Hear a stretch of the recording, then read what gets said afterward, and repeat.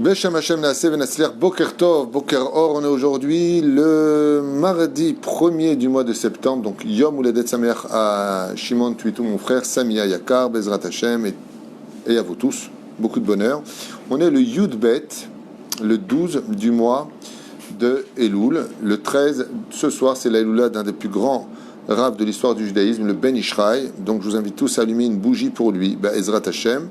Aujourd'hui, le shiur est acheté par Daniela Damati pour l'élévation de l'âme de son papa, Salomon Ben Esther et Moshe Be'ezrat Hashem, Zichron Lebracha, Roach Hashem Tenachenu Began Eden Elyon V'chol HaShorvim Imo, Bichlal Arachim V'Tzelecho Bechen, Yehi Ratzon Lomar Amen. On rajoutera notre ami Yehuda Ben Eliyahu, Sayad, Ufren Tzipora Bat Zeligman Levi, Be'ezrat Hashem Refoua Shlema en même temps pour tous les malades d'Israël, Biyotze Min HaKlal. On citera une grande Refoua Shlema, Be'ezrat Hashem pour Shlomo Ben Johanna Yona Chana, Anna Elna Refanalou, c'est un bébé qui doit passer une opération. Si vous pouvez faire des teilim pour lui, Tavo Lechem Bracha. Refoua Shlema, le Moret Miak de Shabbat Teora, local, Be'ezrat Hashem, maman, une grande Refoua Shlema, Ufren Sarat al-Bat Efrat Miriam, Bekol Echad Va'achat Mikem Be'ezrat Hashem. Je rappelle que pour le Pidyon Nefesh, très important de le faire avant Rosh Hashanah, vous êtes nombreux à le faire, grâce à Dieu. Donc la liste est envoyée au Rav Mashiach, qui est le Rosh Kolel aussi chez nous, qui s'occupe de cela. Donc Todarba aussi à Mima Usante pour vous dire qu'on vous a reçu Emmanuel Ben Arosh, Todarba Mikol Alev, Pascal Gulot, Michael Amsalem. Bon, il n'y a pas que des Pidyon Ben ici, Michael Amsalem 2 fois, 3 fois. Et qui a aussi un shiur, Annette Senouf, Daniel Yaakov Bilar Yakar, tous les jours avec nous, incroyable, depuis tellement longtemps, que Dieu te bénisse. Et donc comment on fait? Parce que vous êtes nombreux, comment on fait pour acheter un Pidyon? Ah ben c'est 45 euros en euros, et bien entendu 160 shekels, il faut acheter le Pidyon à Ben, parce que c'est le rachat de l'âme. Vous rentrez dans toratrain.net, Paypal, et vous faites le don. Ensuite vous pouvez m'envoyer Bezrat Hashem par mail, le nom, donc prénom, nom de la mère ou du père et nom de famille, ça dépend des minagim. Voilà. Sans plus tarder, comme on a dit, donc le shiur est aujourd'hui acheté par Daniela Damati, que l'on bénit Mikol Alev, elle et toute sa famille pour l'élévation de son papa, Salomon, Ben Esther et Moshe. On est avec Eliezer et Rivka dans Nos Sages Racontent. Tous les matins, on se rencontre pour plusieurs shiurim, en d'autres termes, Nos Sages Racontent. Bameh Dvarim Amorim. Alors on est aujourd'hui avec Avraham qui doit marier son fils. Chaque père, vous savez qu'un père a 5 mitzvot vis-à-vis de ses enfants. Faire la brit mila, la bar mitzvah, de l'éduquer sur le chemin de la Torah. Il a l'obligation, un père, d'apprendre la Torah à son fils. Et s'il n'en est pas capable, il doit louer un professeur pour apprendre, un rabbin pour apprendre la Torah à son fils. Il est obligé, c'est pas facultatif. Il aura des comptes à rendre. Chez Neymar, Vedibar Tabam. Tu lui enseigneras Bam. Torah chez Birtav, Torah chez Baalpé. Bam, c'est bête, même. Première lettre de la Torah écrite, Bereshit. Première lettre de la Torah orale, Me'ematai Koren Shema Be'arvit, Masechet Brachot. Donc, Bet Mem, Vedibar Tabam. Le père a l'obligation, et c'est ce qu'a fait Abraham. Il a fait la Brit Mila à son fils Yitzhak, il lui apprend la Torah, Baruch Hashem, il envoie chez Shem Ve'ever, entre autres, pour y apprendre la Torah. Il a l'obligation de lui apprendre un métier pour ne pas qu'il soit voleur et en même temps participer à la création du monde. Et il a l'obligation de lui apprendre à nager, comme on a pu le constater avec les enfants d'Israël qui ont été jetés dans l'eau.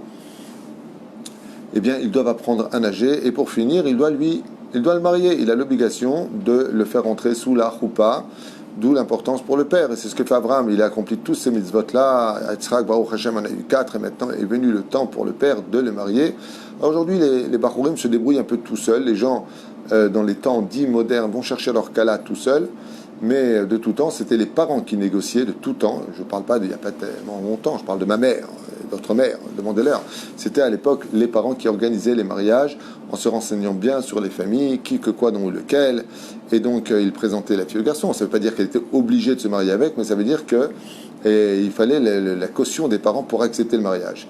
Je ne parle pas de préhistoire, je rappelle, je parle de juste nos parents. C'est juste notre génération un petit peu très moderne, comme ça, je fais ce que je vais où je veux, je dis ce que je veux, je me marie avec qui je veux, et si t'es pas content, t'as qu'à pas venir au mariage. Cette génération très spéciale, magnifique d'un côté, mais un peu ambiguë de l'autre côté, qui a mené à beaucoup de catastrophes, beaucoup de divorces, beaucoup d'insultes. On n'a jamais connu autant de dégâts dans les couples depuis que ça se passe comme ça, parce que les gens, malheureusement, n'écoutent pas la Torah. Ils suivent leurs yeux et leur cœur, alors que la Torah nous dit ne suis ni ton cœur ni tes yeux. Abraham Avinu, dans le texte, maintenant, demande à son serviteur Eliezer d'aller chercher une femme à Haran. Ou frère, est-ce qu'il manquait des femmes en Eretz Kenaan? Arrête, les filles de Haran devaient aussi se convertir comme les filles d'Eretz Kenaan. Rashi nous dit parce que, même si elles faisaient toutes de l'Avodazara à cette époque, c'est-à-dire de l'idolâtrie, les filles de Haran avaient une réputation d'avoir quand même un peu de moralité. Et donc Abraham est au courant de la chose, puisque lui-même vient de là-bas, et il dit, il est hors de question que mon fils et fille épousent une fille de Kenaan, à ne pas confondre avec les Israéliens aujourd'hui, qui sont des femmes merveilleuses. Baruch Hashem, notre Israël en Israël, Shtabach Shemol Ahad. Il ne faut pas tout confondre. On parle de l'époque où il y avait les 7 peuplades, où non seulement il n'y avait pas de respect vis-à-vis d'Hachem, mais il n'y avait pas non plus de respect vis-à-vis des hommes. Les femmes se trompaient les uns les autres, les femmes avaient de grandes bouches à cette époque. Et Abraham veut éviter à son fils de tomber sur une femme qui a de mauvaises midotes. Pourquoi? Comme l'avait dit Rabbi Moshe de Rizatzal, une femme qui a de bonnes midotes ou un homme qui a de bonnes midotes, même s'il n'est pas pratiquant, finira par faire teshuva. La base du judaïsme, c'est le bon cœur. Quand une personne sait recevoir, alors il ne fait pas encore Shabbat, il ne mange pas encore kasher, mais il a du savoir-vivre, il a de l'empathie pour les autres, il a la base. Maintenant, sur cette base, il faudra construire les monuments de chaque mitzvot, le Shabbat, la kashrut, la nida. C'est très important de le comprendre. Ainsi, Abraham vient nous enseigner pour nous aussi, dans notre génération, que la première chose qu'on doit regarder chez un conjoint, c'est ses midot. Pas est-ce qu'il est d'abord Shomer Shabbat, d'abord c'est midot. Pourquoi? Parce qu'on peut être un religieux pervers narcissique, un religieux antipathique, un religieux qui juge les autres. On peut être une religieuse qui a le kisoui, qui lit des télim et qui déblatère toute la journée du mal des uns et des autres, qui crée des disputes. C'est pas le but. Le but, c'est de trouver une personne d'abord et avant tout qui a de bonnes midot, et ensuite, est-ce qu'elle est Shomeret Shabbat, Shomeret Mitzvot, Zenachon, est-ce qu'elle est Tzniut, Zenachon. On fait très attention à cette base, puisque c'est ce que recherche Abraham. Il dit, va là-bas. Et pourquoi j'irai là-bas? Il dit, parce que là-bas, elles ont de meilleures midot que les filles de Canaan. Sur cette base-là, on devra toujours chercher, comme le dit la Gemara de nos jours. Qu'est-ce que doit rechercher un homme? Une fille qui a de beaux yeux. Ce n'est pas des yeux en amande vert, que tu la regardes, tu es comme un fou. Là. Non. Qu'elle a de beaux yeux, Pérouche Adavar, qu'elle ait du chesed, qu'elle ait de l'empathie pour les pauvres, que quand son mari lui regarde, on doit inviter des gens, on ne dit pas, oh, j'en ai marre. Non. Femme qui, Baruch Hashem, au contraire, comme j'avais raconté un couple comme ça, hein, où tous les Shabbats, le mari, il avait une condition depuis le mariage. La condition de cette femme, c'est que le mari ne devait pas revenir à la maison le Shabbat s'il n'avait pas trouvé un invité qui n'avait pas offert Shabbat.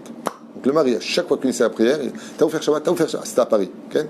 Et donc, des fois, il venait avec 15 personnes, des fois, il venait avec 2 personnes, des fois, une personne, et la femme, Aïta sa mère. Ça s'appelle une femme qui a vraiment un très, très bon cœur, de bons yeux, c'est-à-dire qu'elle a les yeux dans la volonté d'Hachem. Les émeraudes montrent Hachou, parce que, ok, il y a la pratique de la Torah, mais les midot, qu'est-ce qu'on en fait? Une femme qui est agréable, une femme qui n'est pas nerveuse, une femme qui sait discuter, une femme qui sait comprendre, une femme qui sait se mettre à la place de l'autre. Quand je dis une femme qui sait, on peut dire aussi un homme qui sait, hein, bien entendu, ça va dans les deux sens, mais c'est le plus important. Abraham Avinu ne dit pas, cherche-moi une femme qui est monothéiste, qui croit en Dieu, il dit, cherche-moi une femme qui a de bonnes midot. Et on verra que dans l'épreuve, qu'est-ce que demande Eliezer? Et ben voilà, la femme qui aura assez de chesed, de bonté pour donner à boire à moi-même et à mes chameaux, sera la femme qui sera. Tu te rends compte sur quoi tu bases le mariage? Il dit oui. Parce qu'une femme qui est capable de se donner pour les autres, automatiquement, si elle comprend le judaïsme, elle se donnera encore plus pour Dieu. C'est un kalvachomer. C'est là? Zéro. Car comme Yitzhak est un homme qui a atteint des degrés très élevés, c'est un homme qui est bon, c'est un homme qui fait du chesed et de la tzedaka. Alors imaginez un petit peu un homme qui a l'habitude de donner, qui a l'habitude de faire du chesed, qui a l'habitude de faire du tzedaka. Il se marie avec une femme qui est avare, qui est mauvaise, qui n'aime pas inviter, qui n'aime pas donner, qui... Erze mistader.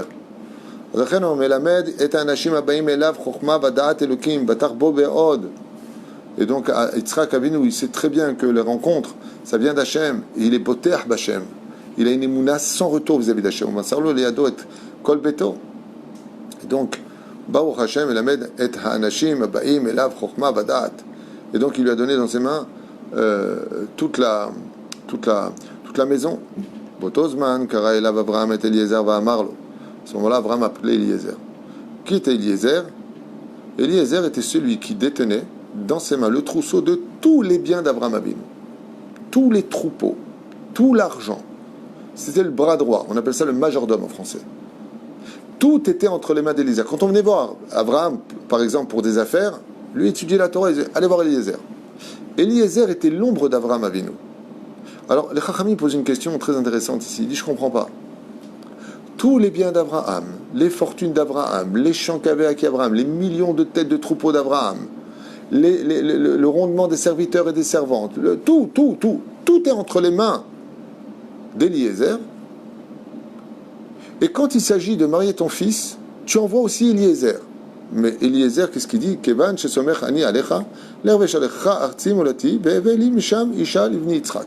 Il dit, va et trouve-moi une femme. Donc on voit ici que Behemet, Abraham compte à 100% sur la valeur de son serviteur Eliezer. Il n'y a pas de doute pour lui qu'Eliezer est une personne sur qui on peut compter sur tous les domaines. D'accord? Amar Eliezer le Abraham. Donc dans ce cas-là, Eliezer il dit que je crois la Shartzipetani et c'est. Ne t'inquiète pas Abraham, tout ce que tu me diras, tout ce que tu m'as dit, je le ferai. Ok.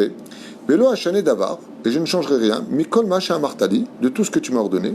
Ach, cependant, peut-être que la femme que je vais trouver, ok, je vais la trouver, mais peut-être que Dieu va m'aider à la trouver, mais qui t'a dit qu'elle viendra quitter la France, quitter la Mésopotamie pour venir en Israël? Et là, Eliezer, il pose une question qui est extraordinaire. C'est-à-dire que Eliezer était capable de revenir sur tous les Dvar Torah de Avraham Avinu. Il a un savoir-vivre incommensurable, une émouna en Dieu sans retour. Alors il dit, peut-être que ma fille qui a été éduquée dans ta maison, je peux la donner à Yitzhak. Si je ne trouve pas, toutes les voitures ont des roues de secours. Encore, je ne trouve pas. Moi, j'ai ma fille. Elle est belle, elle est hyper bien éduquée, elle croit en Dieu, elle est monothéiste, elle a de bonnes midotes, elle a vécu dans ta maison. Pourquoi ne pas lui donner? Et là vient la question des Chachamim, il dit, Bémet, chez l'Agdola, c'est une très grande question, pourquoi? Il dit, mais Abraham, tu lui as donné le trousseau de tous tes trésors. Alors Abraham, il répond à ce moment-là deux choses. Ce que je vais vous lire, et avant ce que j'ai lu ailleurs. Il dit, Nachon, quand il s'agit de monde matériel, quand il s'agit de monde financier, l'or et l'argent appartiennent à Dieu, c'est fixé à Rosh Hashanah, et puis à part ça, à Kol, tout est vanité des vanités dans ce monde, on ne prend rien avec soi. Ça, je peux te laisser dans tes mains, même si tu fais une erreur, alors qu'est-ce que j'aurais perdu? De l'argent. L'argent, ça va, ça vient. Quand ça vient, ça va. Mais dans l'ensemble, c'est que du matériel. Mais quand il s'agit, par contre, de mariage, c'est plus une question de confiance. C'est plus une question de garantie. C'est une question de fabrication du couple. Quand il s'agit de mariage, tu n'as pas un trousseau de clés dans les mains. Juste, va chercher la femme, c'est tout ce que je te demande. Va, c'est tout ce que je te demande. Shoalim et Tachéla, pourquoi Abraham n'est pas parti lui-même dans ce cas-là? Abraham Avinu devait apprendre à son fils maintenant comment vivre une vie de couple. C'est pour ça que je ne peux pas être au four et au moulin. Notamment, je vais apprendre à mon fils comment se comporter avec une femme. Vous savez, très souvent, on commet l'erreur d'apprendre que les halachot, au khatan et à la kala, les lois de la nida, les lois de ceci et cela.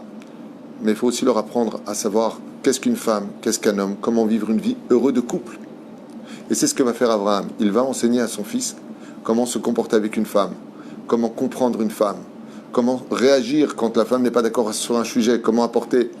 Et d'autres termes, comment ça va finir? Il va lui dire, écoute mon fils, tout ce qui touche au monde matériel, laisse ta femme l'emporter. Mais quand il s'agit de spiritualité, impose-toi. La femme, elle ne veut pas ton fils au Talmud Torah? Non, c'est pas négociable. Ça, c'est pas négociable, il s'agit de l'avenir. C'est pour ça qu'Abraham, il envoie Eliezer. Et qu'est-ce que lui dit Eliezer? Alors, si je trouve pas, je peux lui donner ma fille? Il dit non. Là, on plaisante pas. Là, il n'y a pas de copain, il n'y a pas de monothéisme, il n'y a pas de midot. Pourquoi? Amarlo Abraham, lo ki ata aour. N'oublie pas d'où tu viens, Eliezer. Tu viens de la descendance de Kenaan. Et Kenaan a été maudit. Tu fais partie des gens qui ont la malédiction sur eux. Ve'en arour yachol idabek bebarour. Quelqu'un qui vient d'une descendance maudite ne peut pas se marier avec quelqu'un qui vient d'une descendance bénie de Dieu. Comme c'est marqué dans l'Echlecha, tout celui qui te bénira sera béni, et tout celui qui te maudira sera maudit. Celui qui maudit un juif est maudit par Dieu lui-même. Celui qui bénit un juif est béni de Dieu lui-même. Avis aux amateurs. Mais la reine, il lui dit, c'est pour ça que je ne peux pas te marier. C'est pourtant sa fille correspondait à tout ce qu'il fallait pour Yitzhak, la fille de Eliezer. Yitzhak, c'est l'élève principal d'Abraham. Non, tu peux pas. Pourquoi? D'ailleurs, ça répond à une assimilation aujourd'hui que les gens ne comprennent pas. C'est des gens qui sont loin du judaïsme disent voilà, j'ai trouvé une fille, elle n'est pas juive. Bon, Asma, elle est super sympa, elle a de bonnes midotes, elle a rien contre le judaïsme. Elle m'a dit tu pourras faire la brit mila à notre enfant. D'accord, mais alors où est le problème? Le problème, c'est que la Kedusha du peuple d'Israël qui a reçu la Torah au Har Sinaï ne peut pas se marier avec une Neshama qui n'a pas reçu la Torah au Har Sinaï. Qu'est-ce qui fait de la différence entre nous et les nations du monde? C'est que Dieu nous a choisis comme leader réceptif de recevoir la Torah Sinaï. C'est parce qu'on a reçu la Torah Sinaï que ça nous a rendu différents des autres. C'est pas qu'on est mieux que les autres, c'est pas qu'on est moins bien que les autres. C'est qu'on a été choisi avec une missive dans les mains. Je vais te donner un exemple. Imagine que 3 personnes arrivent devant toi, dont un qui a une lettre pour toi. À qui tu vas t'adresser des 3? À celui qui a un message pour toi. Tu ne vas pas parler aux 2 autres. Bonjour, de qui tu les accompagnes. Ainsi Israël et les nations du monde. Israël a reçu un message universel qui s'adresse à toutes les nations du monde. Mais le message est dans ses mains.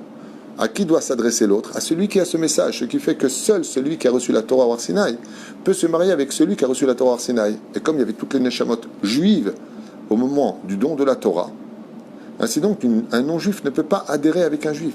Pas parce qu'on l'aime pas, parce qu'il est moins bien ou mieux. C'est pas ça le truc. C'est que seul celui, comme il dit ici, seul celui qui a été béni d'Hachem, comme on l'a tous été au Har Sinaï, Yedabeg Bézé. Pourtant, Eliezer est le meilleur ami d'Abraham, avec Aner Eshkol Mamré. Il a des amis. Regardez combien il lui fait confiance. C'est-à-dire que lui dit à Eliezer, t'es mes yeux, t'es tout pour moi. Mais quand il s'agit de mariage, on ne peut pas. Attention, si Chazvé Shalom, un juif, il se marie avec un non-juif ou une non-juive. Attention. Pourquoi?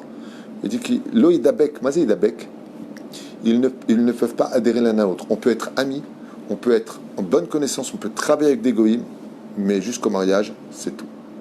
Et ce message que nous lisons ce matin n'est pas un message pour Abraham. En 2020 de l'ère vulgaire, il nous concerne tous. Faites attention. Zéperouch Adavar.